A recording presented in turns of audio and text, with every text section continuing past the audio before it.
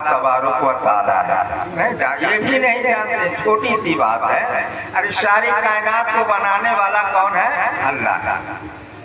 और अल्लाह सारी कायनात को बनाता है, सारी कायनात का मालिक अल्लाह है। और वह है कितने, मैं जो मंत्र पढ़ाऊँ आप समझ रहे हैं? नहीं समझ में आया ना, मैं उसी को वादे करके आपके दिमाग तक के बात उतार दूंगा, है ना। तो इसको बनाने वाला अल्लाह है, दुनिया को बनाने वाला कौन है? अल्लाह।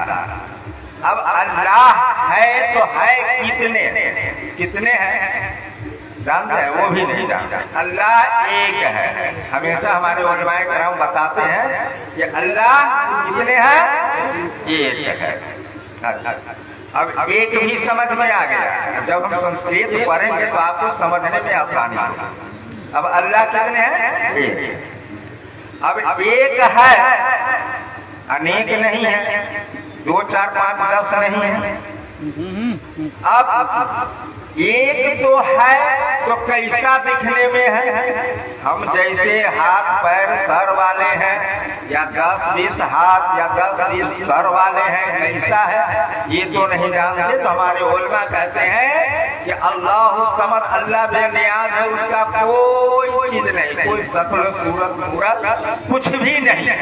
तो आइए मैं आपको ले चल रहा हूँ, एक बार और दरूद पाक पढ़िए, अल्लाहुम्मा सल्ली अला सय्यदना व मौलाना मुहम्मद मादनिल वल करम व बारिक सल्लिम सलातु व सलाम अलैका या रसूलल्लाह सल्लल्लाहु अलैहि वसल्लम।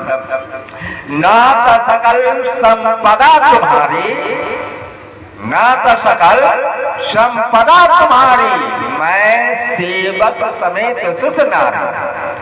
आप हिंदू भाइयों के यहाँ देखे होइएगा कि जब एकांत कीर्तन अष्टाम या और कोई उसके यहाँ जो धार्मिक चीज होता है उसको जब किया जाता है तो इस मंत्र को वो बार बार पढ़ा करता है कि न तो सकल संपदा तुम्हारी, मैं सेवक समेत सुसनारी।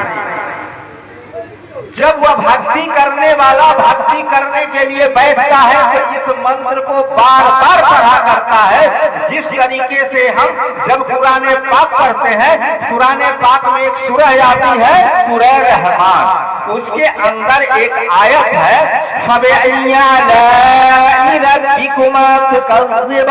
ये बार बार आ रहा है। और एक आयत के बाद ये आयत बार बार आ जाती है, रब्बी ये बार बार आ रहा है। उसी तरीके से जब हिंदू भाइयों जब भागवत में बैठते हैं तो इसी मंत्र को बार बार करता है कि ना तो सकल संपदा तुम्हारी, मैं सेवक समेत सुसनारी। जब वह भक्ति करने के लिए बैठता है तो जमीन को देखता है, आसमान को देखता है, चांद और सूरज को देखता है, पहरों पर को देखता है, खुशखुशर को देखता है और कहता क्या है कि ना तो ना तो संपदा तुम्हारी, क्या मेरे मालिक, ऐ मेरे परवरदिगार, ऐ मेरे पालनहार, ये जमीन का मालिक तू है, आसमान का मालिक तू है, चांद और सूरज का मालिक तू है, सदरो हजर का मालिक तू है, बहरों पर का मालिक तू है, खुशखुशर का मालिक तू है। ऐ मेरे मालिक, ये सारी कायनात का मालिक तू है। ये जमीन तेरा, ये आसमान तेरा, ये चांद और सूरज तेरा, ये बहरों पर तेरा, ये खुशखुशर तेरा। और इसी पर बस नहीं किया, आगे क्या कहा, मैं सेवक समेत सुसनारी, यानी कि मैं भी तेरा हूँ, मेरे घर की औरतें भी। अब इससे पता क्या चला कि जमीन को बनाने वाला कोई तो है, आसमान को बनाने वाला कोई तो है, चांद और सूरज को बनाने वाला कोई तो है, दुनिया में इंसान को पैदा करने वाला कोई तो है। यहाँ तक तो खुलासा हो चुका है। अब समझ में बात आ रही है ना कि जमीन और आसमान से बनाने वाला कोई तो है। अब है तो कितने हैं, अभी ये बात खुलासा नहीं हो पाया। हमारे उलमा तो ऐसे बताते रहते हैं, हमारे इमाम साहब भी बताते रहते हैं कि अल्लाह एक है ना। तो हम अपनी किताब से, जो आज उनकी किताबों से आपको बताता चलूं, एक है या अनेक है, कैसा है, कितने हैं, तो अब इससे तो पता चला कि जमीन का मालिक कोई है, जमीन बनाने वाला, आसमान बनाने वाला, इंसान कायनात को तख्लीक करने वाला कोई तो है। लेकिन कोई है तो कितने हैं, अभी ये तो नहीं जानकारी मिली है। आइए उन्हीं की किताबों के हवाले से बताता चलूं।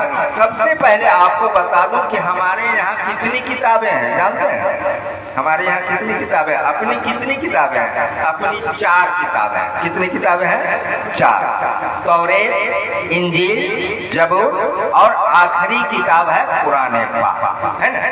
उनके यहाँ भी 4 ही किताब है, ऋग्वेद, यजुर्वेद, अथर्ववेद और सामवेद। ये 4 वेद है और इसी से तोड़ मरोड़ करके लाया तो 18 पुराण बना, 6 शास्त्र बना और 108 उपनिषद बना। इसी 4 को तोड़ मरोड़ करके काट पीस करके आगे तक के बना गया।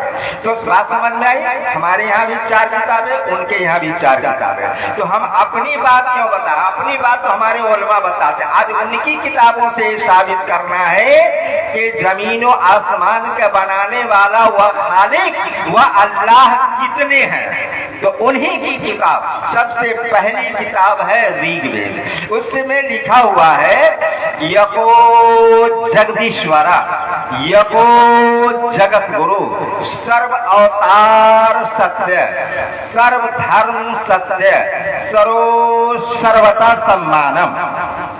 कहा यको, यको का माने होता है एक, जगदीश्वरा पूरे ब्रह्मांड, पूरे जगत को, दुनिया को जगदीश कहते हैं। जो जगत हुआ, संसार हुआ, उसको कहा पूरी दुनिया का मालिक। पूरी दुनिया को पैदा करने वाला कितने हैं?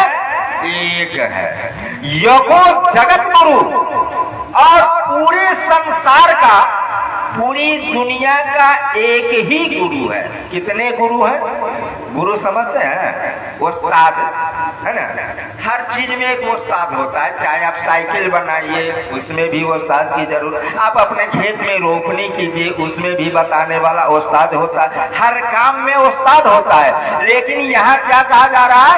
यको जगत गुरु, वह ऐसा गुरु है, वह एक ही गुरु दुनिया का है जिसका कोई गुरु ही नहीं है। अब आप कहेंगे वह कौन ऐसा गुरु है जिसका कोई गुरु ही ना हो? दुनिया के अंदर निगाह उठा करके देखा जाए, हर चीज में, हर काम में, हर इल्म में गुरु की जरूरत होती है। बगैर गुरु के वह ज्ञान होता ही नहीं है। लेकिन इस दुनिया के अंदर एक ऐसा गुरु है जिनका कोई गुरु ही नहीं है। तो आप कहेंगे कौन ऐसा गुरु है? तो रुक जाइए, मैंने तो अल्लाह के बारे में बताया, मैं पलट करके आ रहा हूँ तो बताता हूँ कि वो कौन ऐसा गुरु है जिसका कोई गुरु ही नहीं है। अब आइए इसकी दूसरी किताब है यजुर्वेद। यजुर्वेद के अंदर लिखा है सस्परिकार अकायम सुकर्रम अपहरम अस्नातिरम सुस्वाहा। अब कहा कि दुनिया के निजाम को चलाने वाला, दुनिया के निजाम को चलाने वाला, दुनिया में इंसानों को पैदा करने वाला, उन्हें जिंदगी देने वाला, उसे बीमार करने वाला, उससे अच्छा कर देने वाला। स्वाहा, स्वाहा का मतलब होता है जला देना, भस्म कर देना, मिटा देना, खत्म कर देना। यानी कि दुनिया में इंसानों को मौत दे देना, जिंदगी देना, इसका वह एक ही है। कितना है? एक है। अब इसकी तीसरी किताब सामवेद के अंदर आया है। एक ओंकार सत्य नाम कर्ता विरुद्ध नरगुनर नरवीर अकाल मूरत अश्वनी से घुंघुर बरसाती। एक माने एक, सब जानते हैं एक माने एक ओंकार। ओंकार कहते हैं जिसकी कोई आकार न हो, जिसकी कोई प्रकार न हो, जिसकी कोई शकल न हो, जिसकी कोई मूर्त न हो, जिसकी कोई तस्वीर न हो। एक ओंकार, वह एक है जो निराकार है। सत्य नाम, उसी का नाम सत्ता है। कर्ता विरुद्ध, वह कादिरे मुतलक है। नरगुनर नरवीर, वह किसी से डरता नहीं, सबको डराता है। अकाल मूरत अजवनी से घुंघुर बरसाती, वह हमेशा से है और हमेशा रहेगा। वह कितने हैं? एक है। अब इनकी चौथी किताब है अथर्ववेद। उसके अंदर लिखा है एकम ब्रह्मम द्वितीय नास्ते नाना नेहा नास्ते किंचन। एकम माने एक, ब्रह्मम हिंदू भाइयों के डिक्शनरी में ब्रह्मा के माने खुदा के आता है ना, ब्रह्मा के माने खुदा के आता है। कहा कि वह एक ही है जो पूरे ब्रह्मांड के रचयिता है, वह ब्रह्मा एक है, द्वितीय नास्ते, दूसरा नहीं है, ना नहीं है, नास्ते किंचन, अंश मात्र थोड़ा सा भी नहीं है, जरा सा भी नहीं है। इन चारों किताबों से आपको मैंने बताया कि अल्लाह एक है। अब आइए, मैंने अपनी आकाशीय पुस्तक अंतिम ग्रंथ कुराने पाक से पूछ लेते हैं। ये कुराने पाक ऋग्वेद बताती है अल्लाह एक है, यजुर्वेद बताती है अल्लाह एक है, अथर्ववेद बताती है अल्लाह एक है, सामवेद बताती है अल्लाह एक है, हिंदुस्तान वाले बताते हैं अल्लाह एक है, नेपाल वाले बताते हैं अल्लाह एक है, अमेरिका वाले कहते हैं अल्लाह एक है। ये कुरान सब अपनी अपनी जबान में कह रहा है अल्लाह एक है। ये कुरान जरा अपनी आवाज में बता दे, अपनी भाषा में बता दे, अपनी जबान में बता दे अल्लाह क्या है। तो अल्लाह का कुरान ऐलान करता है, सुनो सुनो, अरे कुरान की उस सूरत को पढ़ो, कुल हु अल्लाहु अहद अल्लाहु समद। ऐ मेरे महबूब आप फरमा दीजिए कि अल्लाह एक है, अल्लाहु समद, अल्लाह बेनियाज है, उस जैसा कोई नहीं। सुभान अल्लाह, सुभान अल्लाह। बात समझ में आ रही है ना? एकदम हल्के में लेकर के चल रहा हूँ, दरूद पाक पर सुनाइए। अल्लाहुम्मा सल्ली अला सय्यदना व मौलाना मुहम्मदिन मादनिल जूद वल करम बारिक बारिक सल्लिम सलातु व सलाम अलैका या रसूल अल्लाह सल्लल्लाहु अलैहि वसल्लम। अब ये तो पता चल गया कि कितने हैं, कितने हैं? जरा पीछे से आवाज लगाइए, अल्लाह कितने हैं? एक है। जरा आप समझ में बात आ रही है ना? आवाज आप तक जा रही है? हाँ ठीक है। तो अल्लाह एक है। अच्छा, अब एक तो है, कैसा है? हाथ पैर जैसे हम जैसे हाथ पैर वाले हैं, या देख रहे हैं कि 10 5 हाथ वाले हैं, 10 5 सर वाले हैं, कैसा है ये अभी खुलासा नहीं हुआ। तो हमारे उलमा बताते हैं कि वो बेनियाज है, उस जैसा कोई नहीं, वह निराकार नूरुन अला नूर है, कहते हैं ना, वो शक्ल सूरत वाले नहीं है। अब आइए उनकी किताब, उन्हीं के हवाले से आइए, ज्यादा दूर नहीं। आजकल हिंदू भाइयों के यहाँ सबसे ज्यादा पढ़े जाने वाली किताब कौन सी है? रामायण, जिसको रामचरितमानस नाम है ना, सबसे ज्यादा वह किताब पढ़ी जाती है। तो आइए, अब वो कैसा होना चाहिए जिसकी हम पूजा करें, जिसकी हम बंदगी करें, जिसकी हम इबादत करें, वह कैसा होना चाहिए। तो ज्यादा दूर नहीं, चलते हैं तुलसीदास जी के पास और तुलसीदास जी से पूछ लेते हैं, ये तुलसीदास जी जरा आपको बताओ, हम जिसकी पूजा करें वह कैसा होना चाहिए, हम जिसकी बंदगी करें वह कैसा होना चाहिए, हम जिसकी भक्ति करें वह कैसा होना चाहिए। तो तुलसीदास जी कहते हैं, अरे सुनो सुनो, जिसकी पूजा की जाए, जिसकी बंदगी की जाए, जिसकी इबादत की जाए, तो सुनो, हमने रामचरितमानस के बाल कांड के अंदर पृष्ठ संख्या 94 पर लिख दिया है। क्या मैंने कहा, आपने क्या लिखा है? कहा कि सुनो, जिसकी पूजा की जाए वह कैसा होना चाहिए। तुलसीदास जी अपने किताब के अंदर लिखते हैं, क्या लिखते हैं कि बिन पद चले सुनई बिन काना, कर बिनु कर्म करई विधिनाना, आनंद रहे सकल रस भोगे, बीनु बानी बक्ता बर योगी, और तन बिनु परस नयन बिनु देखा, कही ज्ञान बिनु बास रसेसा।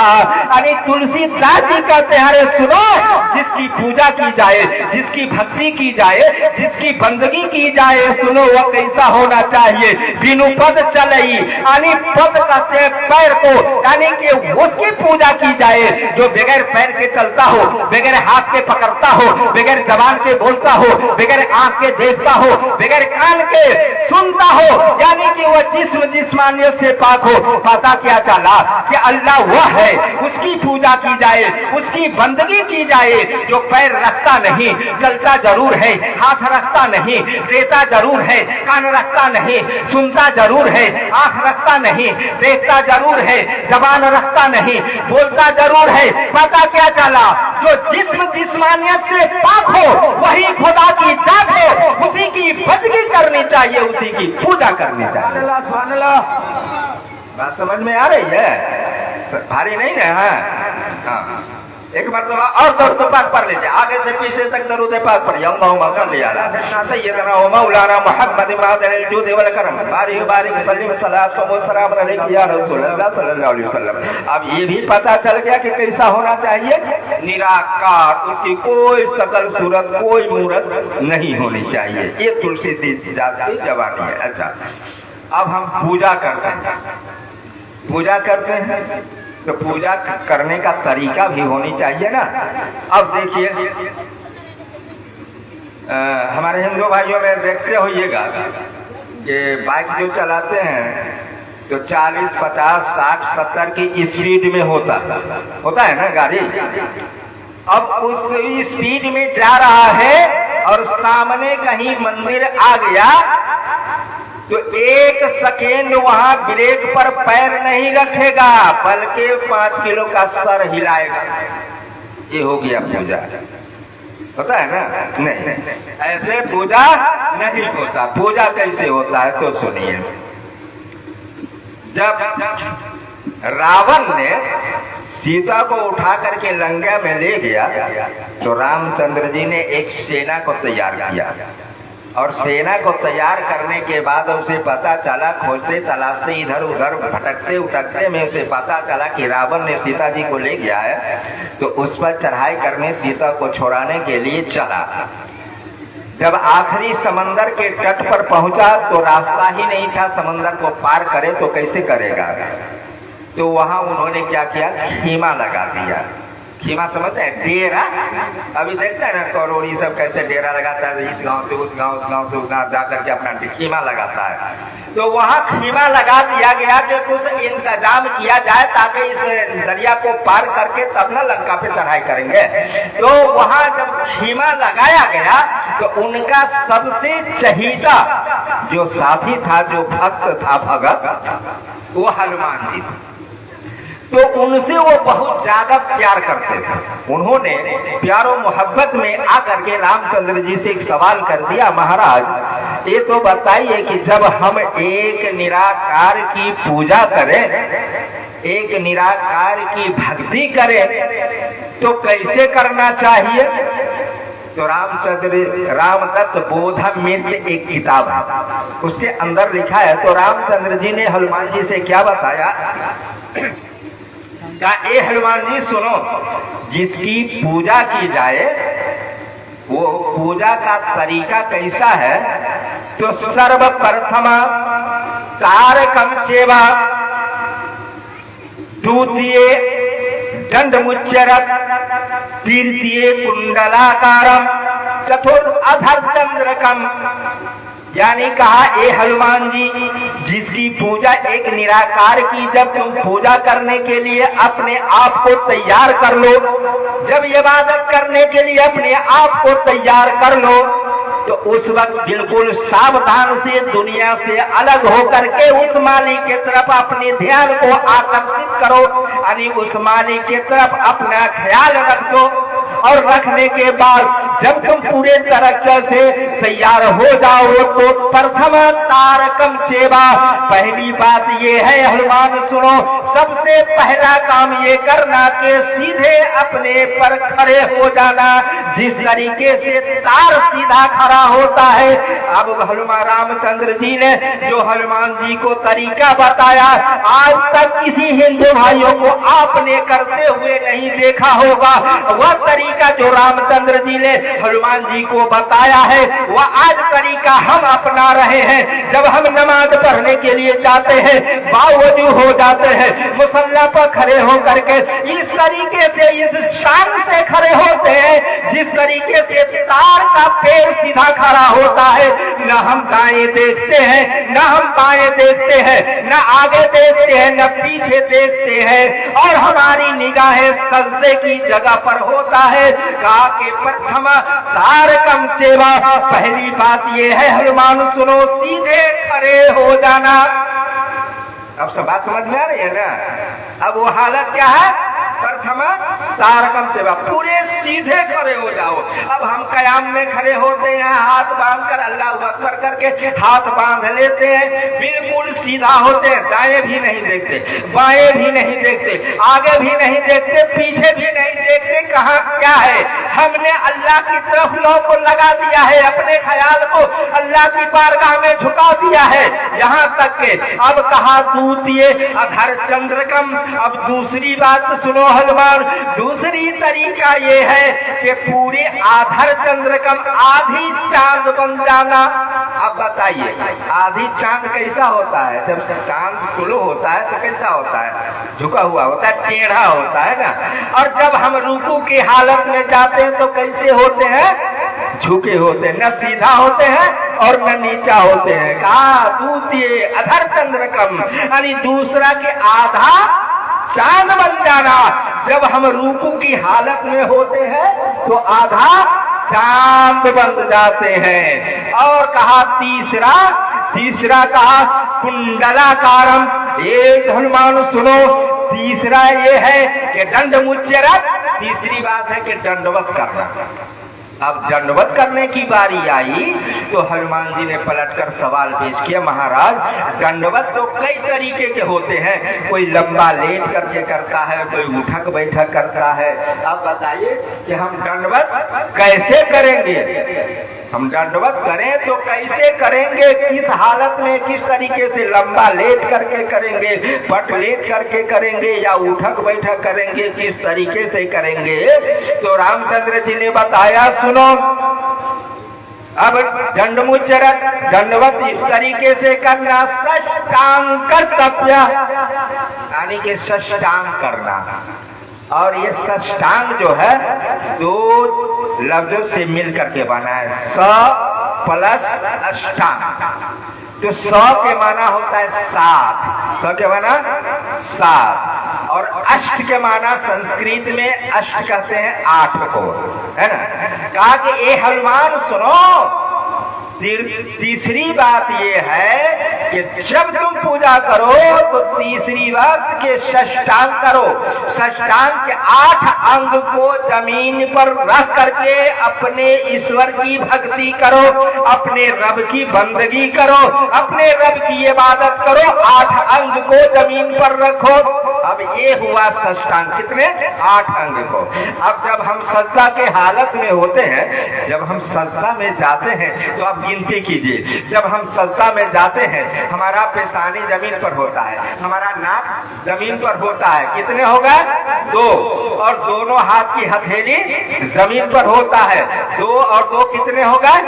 4। दोनों घुटना हमारा जमीन पर होता है, कितने हुए?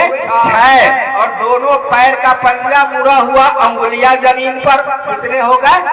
8। ये 8 अंग हनुमान जी ने जो, रामचंद्र जी ने जो बताया हनुमान जी के पूजा का तरीका, वो आज हम करते हैं। अगर वो सष्टांग कभी कभार कर भी देते हैं तो क्या करते हैं? सीधा नहाया और जाकर के पट लेट जाता है। ये सष्टांग इसको नहीं कहा जाता है, ये विष्टांग हो गया। अब जब पट लेटते हैं तो गिनिए, उसमें 20 अंग आपका जमीन पर है, लेकिन रामचंद्र जी ने जो बताया वो कहा कि 8 अंग ही जमीन पर रख करके रब की बंदगी करो, 8 अंग ही जमीन पर रख करके ईश्वर की सष्टांग करो। ये सज्जा, जिसको सज्जा हम और आप करते हैं। चलिए अब कहा चतुर्थ, चौथी बात कुंडलाकारम।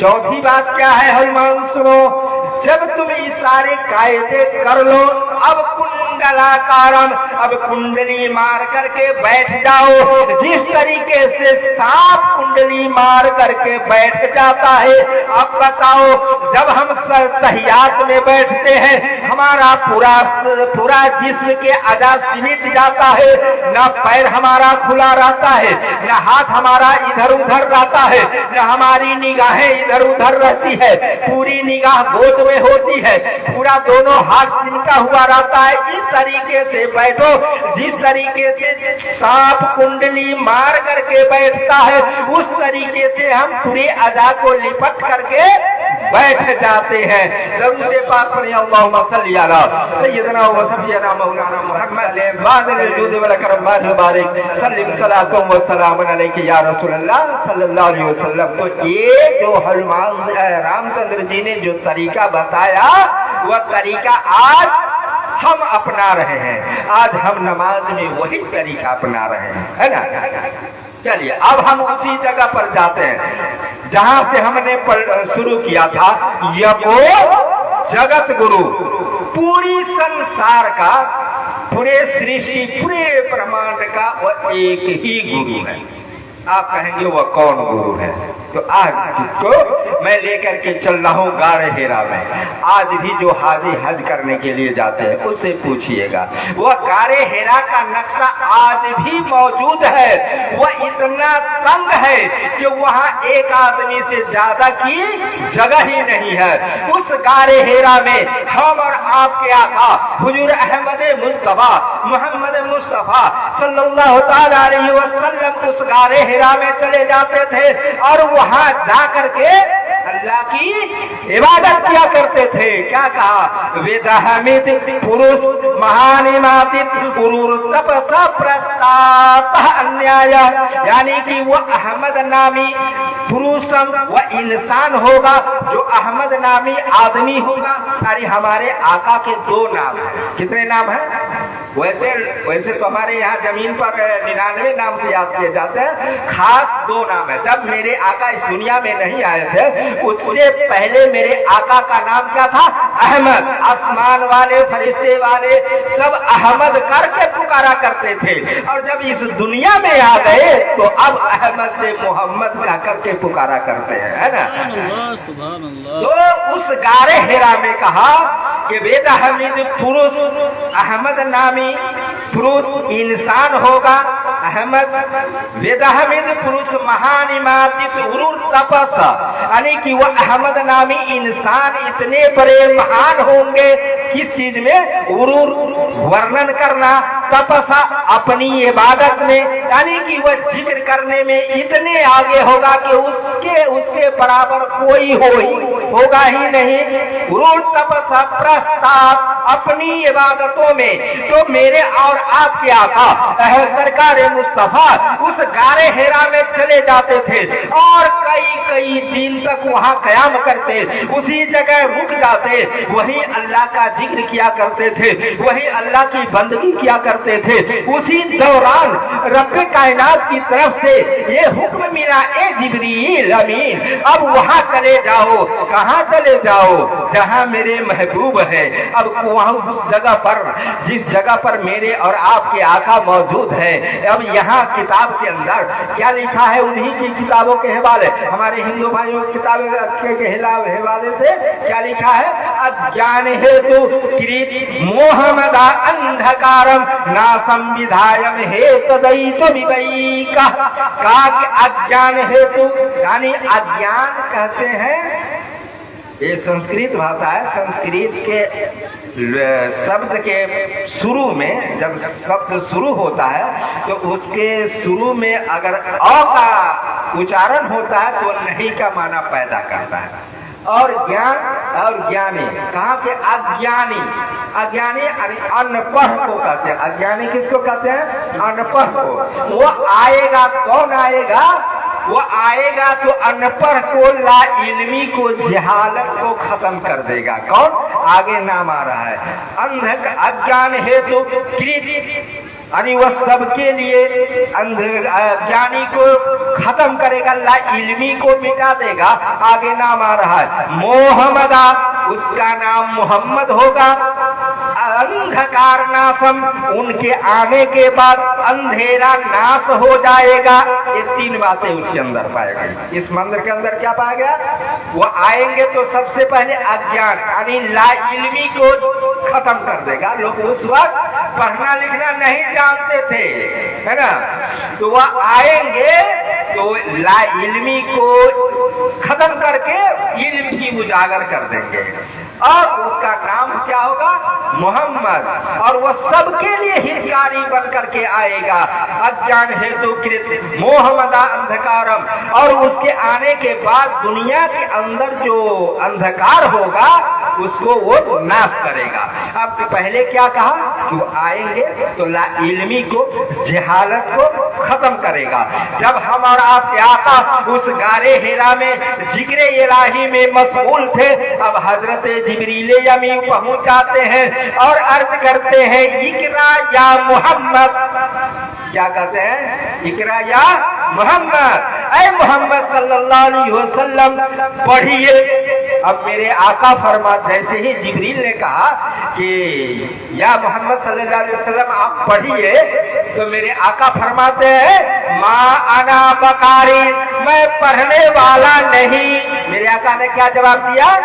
मैं पढ़ने वाला नहीं। जिब्रील ने कहा पढ़िए, मेरे आका ने कहा नहीं पढ़ता। कहा पढ़िए, कहा नहीं पढ़ता।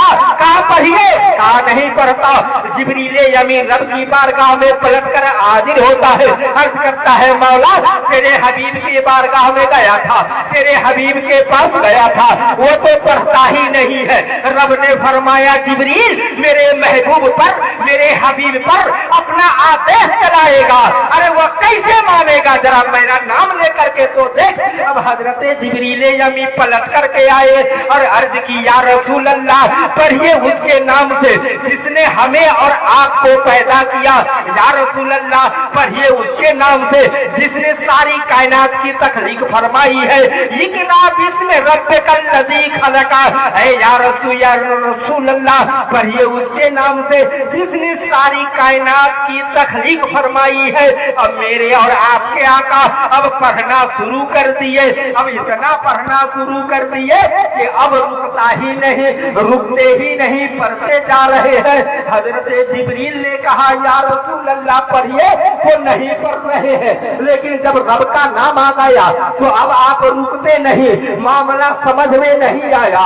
अब मैंने नबी अकरम मैंने आका की बारगाह में अर्ज की या रसूल अल्लाह हजरत जिब्रील अमीन आपसे कहते रहा पढ़िए, तो आपने पढ़ा नहीं, और जब रब का नाम आ गया अब आप रुकते नहीं। आखिरकार मामला क्या है? अल्लाह के रसूल फरमाते हैं अरे सुनो सुनो, एक ऐसा जमाना आएगा, एक ऐसा वक्त आएगा कि कुछ लोग हमसे बराबरी का दावा करेंगे। अरे देखो देखो, जैसे हम हैं उसी तरीके से नबी भी है, हमें भी दो हाथ पैर है, नबी के भी दो हाथ पैर है, हम भी खाते पीते हैं, नबी भी खाते पीते हैं, लिहाजा मिस्ल कोई फर्क रहा ही नहीं। इसलिए मैंने खामोश होकर के दुनिया वालों को बता दिया है। अरे दुनिया वालों सुनो सुनो, मेरा उस्ताद जिब्राइल नहीं, अगर मैं जिब्राइल के कहने पर पढ़ लेता तो दुनिया वाले कहता कि हमारा उस्ताद कोई है तो मोहम्मद अरबी सल्लल्लाहु अलैहि वसल्लम की उस्ताद भी हजरत जिब्रील अमीन है। इसलिए मैंने खामोश होकर के दुनिया वालों को बता दिया है कि मेरा खुदा, मेरा उस्ताद जिब्रील नहीं, मेरा गुरु जिब्रील नहीं, बल्कि मेरा उस्ताद खाली के कायनात। बात समझ में आ रही है ना? दरूद पाक पढ़िए अल्लाहुम्मा सल्ली अला सय्यिदना व मौलाना मुहम्मद मादिनिल जुद वल करम मुबारक सल्लम सलातु व सलाम अलैका या रसूल अल्लाह सल्लल्लाहु अलैहि वसल्लम। अब आगे कहा कि उसका नाम मोहम्मद होगा, उससे आगे आया अंधकार नासम। अब वो आएगा जो अंधकार को नाश करेगा। जब हम और आपके आका दुनिया में आए नहीं थे तो दुनिया में बड़ी जहालत थी, बड़ा ही जुल्म सितम ढाया जाता था। जिसके घर लड़कियां पैदा होती उसको जिंदा ही दफन कर दिया जाता, उसे कत्ल कर दिया जाता था। क्यों? इसलिए कि वह बड़ी होगी, इसकी शादी कराना पड़ेगा, किसी को अपना दामाद बनाना पड़ेगा, इसलिए वो बच्चियों को जिंदा ही दफन कर देता था।